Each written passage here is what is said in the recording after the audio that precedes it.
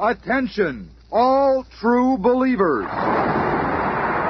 Marvel Comics is on the air. Straight from the pages of the world's greatest comic magazine come the adventures of the Fantastic Four. This week, we'll see the first rematch with a villain from the past, the fearless foursome face, Prince Namor, the submariner.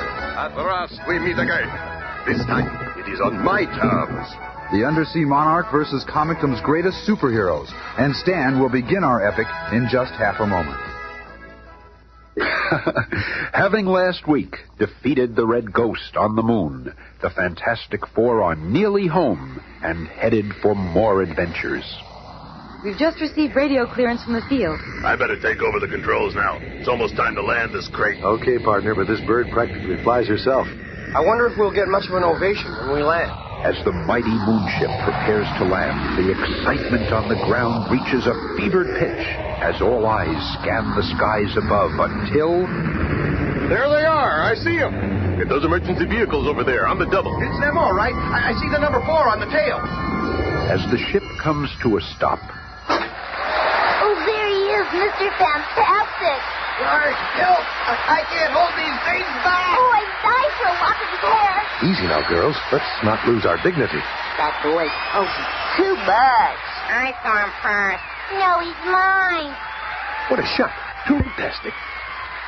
Meanwhile, as at every major event, there's someone cashing in on the action. And my fearless wrestler, the Golden Angel, challenges the Thing to a fight to the finish. Did you get all that, boys? I'm all a crummy cornball. So you're the Golden Angel, are you? Well, I ain't fighting you, because you're too tough for me. And Sue Storm has her troubles. But you can't turn this down. A lifetime contract in Hollywood? Don't listen to him, Miss Storm. I'm prepared to offer you a fortune for endorsement of our new deodorant on TV. Oh, leave me alone. Hey, where did she go? Some people just ain't got no gratitude. But finally, they get away from the madding crowd and reach their famous Baxter Building headquarters in Midtown Manhattan. Within a few hours, things are back to normal.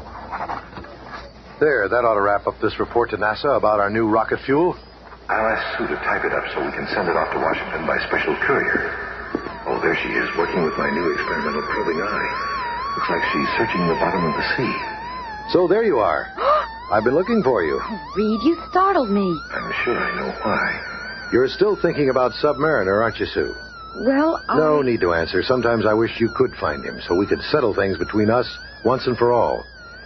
Anyway, here's that report for NASA. A few minutes later... Strange how no one is ever really master of his own fate. I've always thought I could accomplish almost anything with my scientific talents and my superflex body. The world knows me as Mr. Fantastic, and yet I'm unable to win my most cherished goal. I cannot conquer the heart of the woman I loved. But, back in the screening room... I might as well recall the probing eye. The oceans are too vast, too deep, too endless. Submariner could be anywhere. And at a signal from thousands of miles away, the probing device is lifted from the sea and heads back to New York City.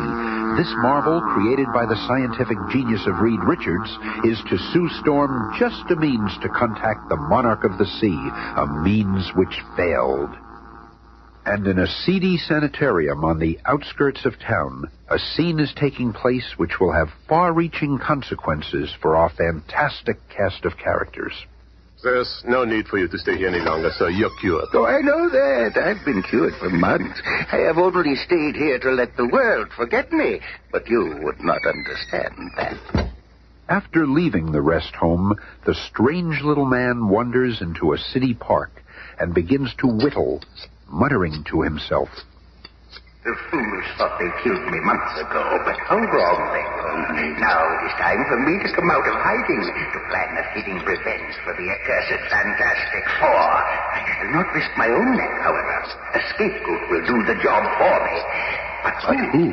Some old enemy. Perhaps the Mole Man or the Hulk.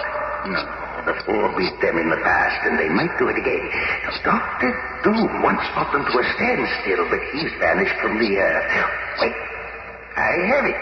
the ideal tool for my plans. The mighty submariner. He shall do the bidding of the puppet master.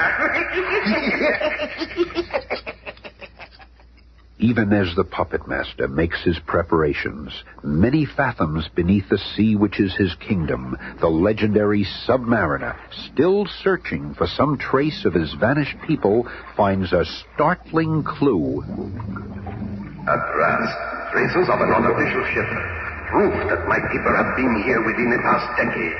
With every new discovery, I come closer to finding my race, the submariners. It is they I seek to claim my royal heritage.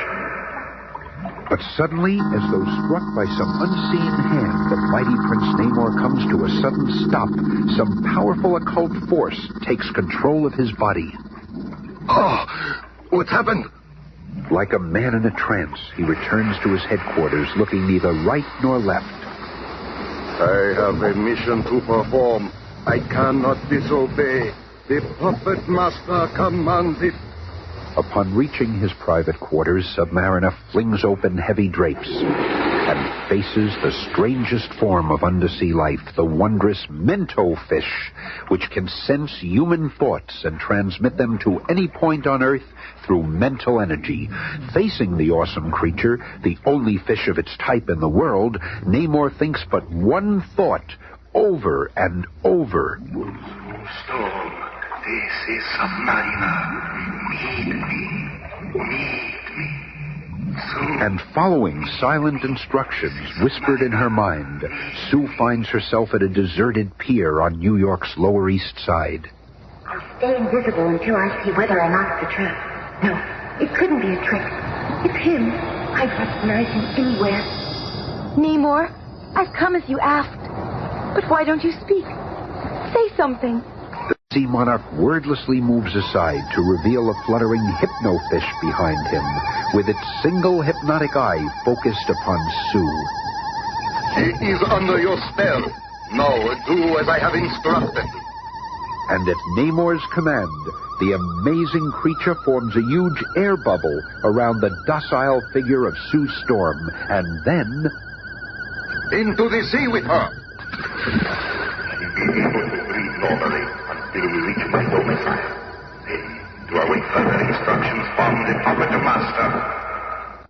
And so, having blindly followed her heart, the Invisible Girl has unwittingly set the stage for one of the Fantastic Four's most dangerous adventures, and a grinning figure gloats over his success.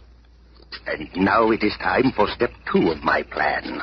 The puppet master is in his hideout, making new effigies. My revenge will be much sweeter if I do not use the Fantastic Four, but leave them free while the Submariner, under my controls, defeats them.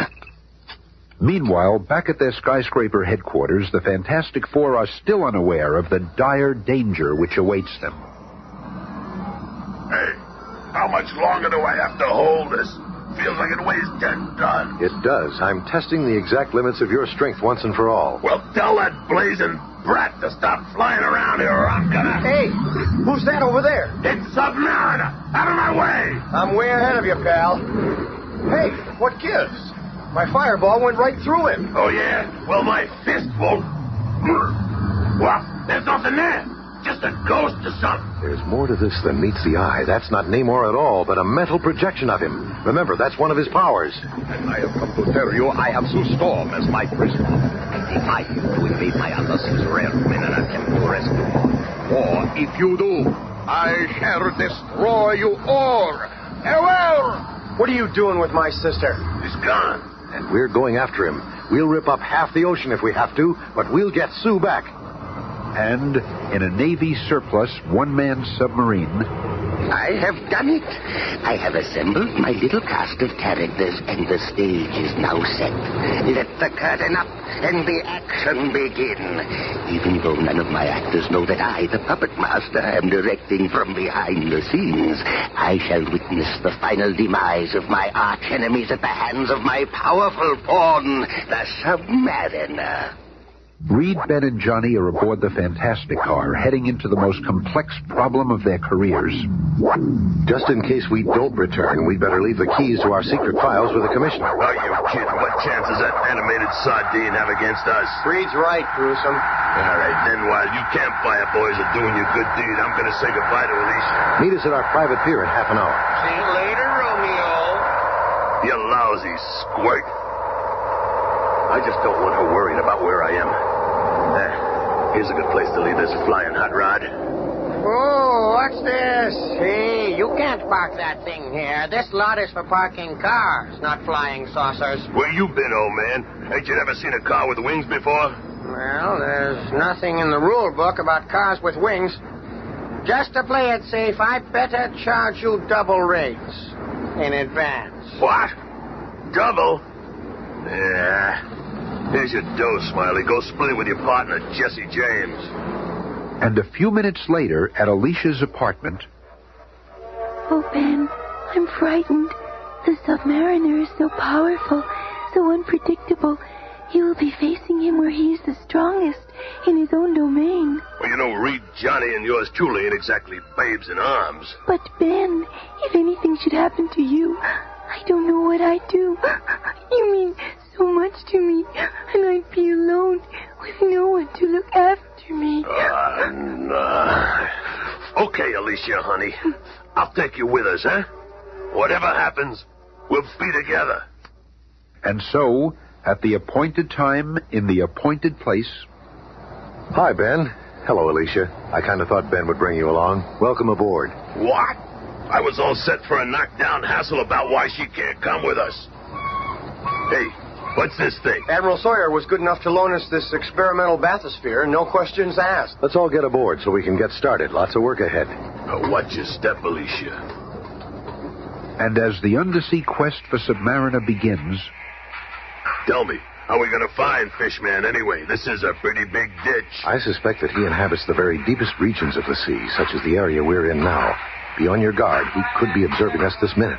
Yeah? Let him observe all he wants. When we find him, I'm going to mop up the ocean floor with him. Why do you all hate him so? But before Alicia's question can be answered... Look at that. We're being attacked by some kind of undersea porcupine. Those quills can't hurt us, but this must only be the beginning. Wait, the ship is starting to spin. We're being swept up in an oceanic tornado. If this keeps up, this bathysphere will be pulled apart. Open the escape hatch, Reed. My flame can help. Good idea, Johnny. What? Don't let him read. He'll drown out there. Don't worry, Thing. By making my flame white hot, I can temporarily turn the water into steam and dispel the spinning currents while my flame lasts. Flame on. There, I did it. The tornado's dissipating, but so's my flame. And I can't hold my breath much longer. The water pressure will crush me. But a strong, supple arm stretches out, and Mr. Fantastic grabs the helpless lad and pulls him into the safety of the bathysphere's interior. We'll be okay after a little rest. Sure, as long as Submariner ain't got some other little cute tricks up his sleeve. So, they've escaped my first traps. Now the battle begins in earnest.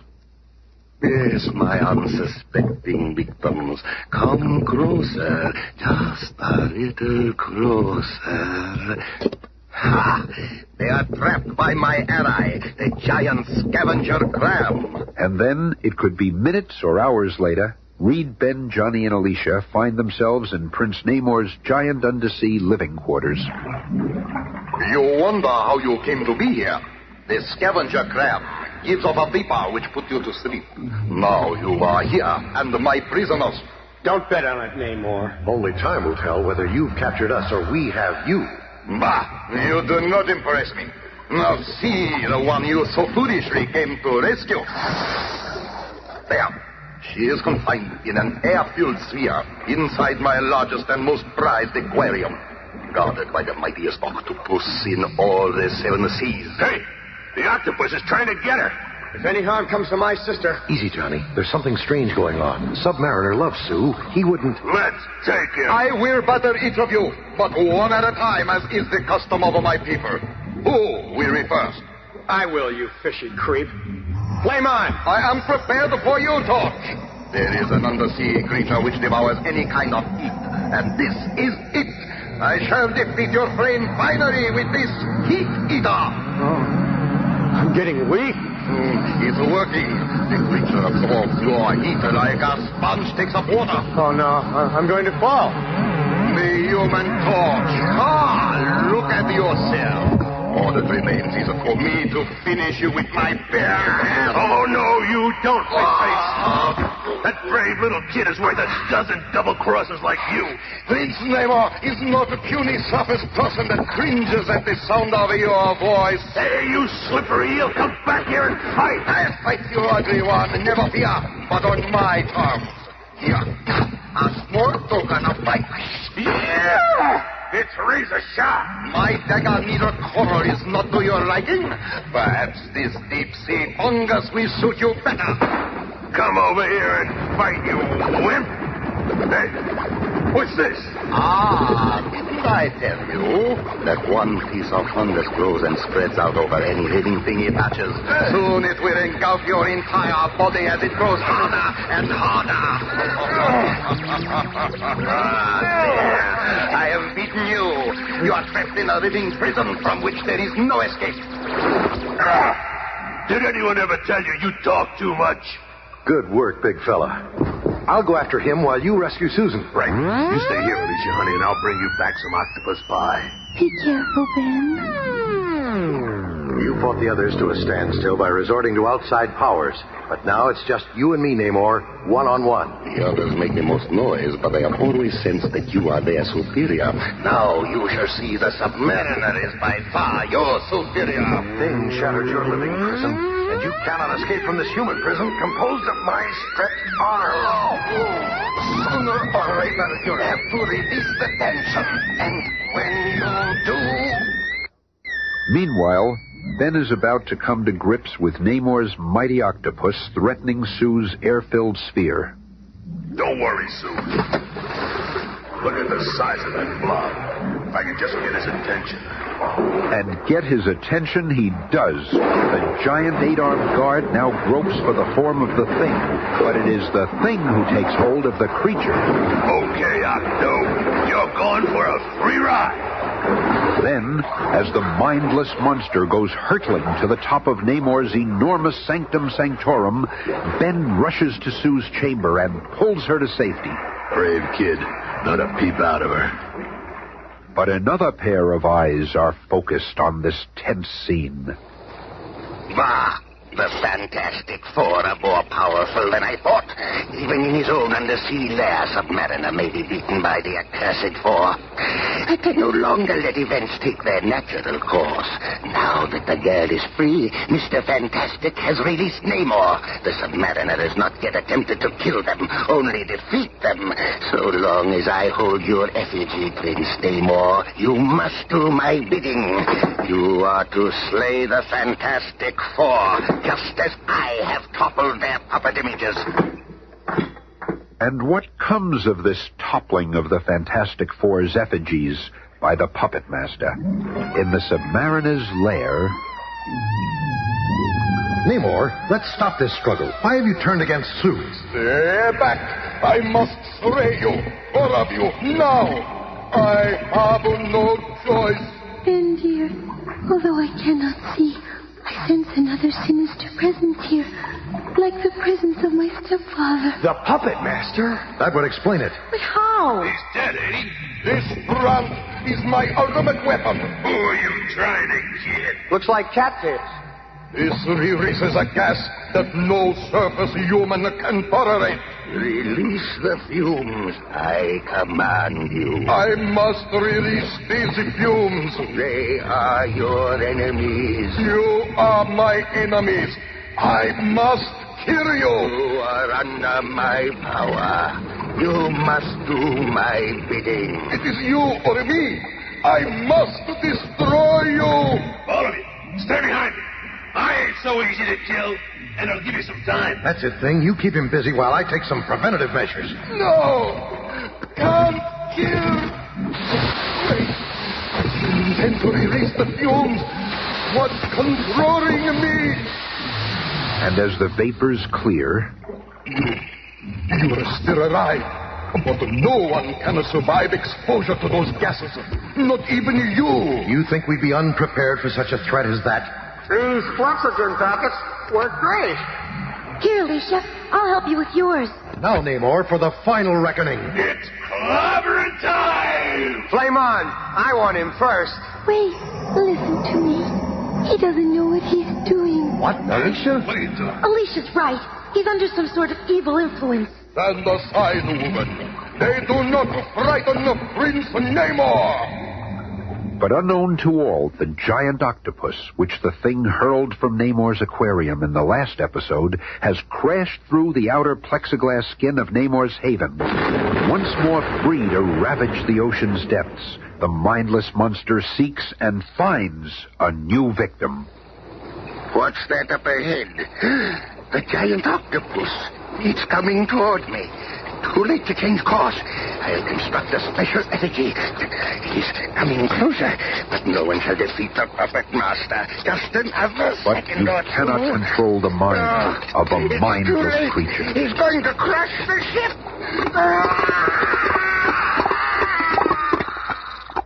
And in the same instant, Submariner recoils, as if his mind has received some violent shock. The Punisher is gone. Look, something's happened to Namor. No time for that now, Sue. This whole place is filling up with water. Oh, Ben. It's okay, honey. We'll get out of this. What's happening here? How dare you invade my private sanctum? Explain yourself. What? He's either acting or he really was under some kind of spell. Sue, did you come to me at last? No, Namor. Much as you fascinate me, my loyalties are still with Reed. As for my heart, perhaps someday it will be able to make its final choice, but not as yet. Then enough.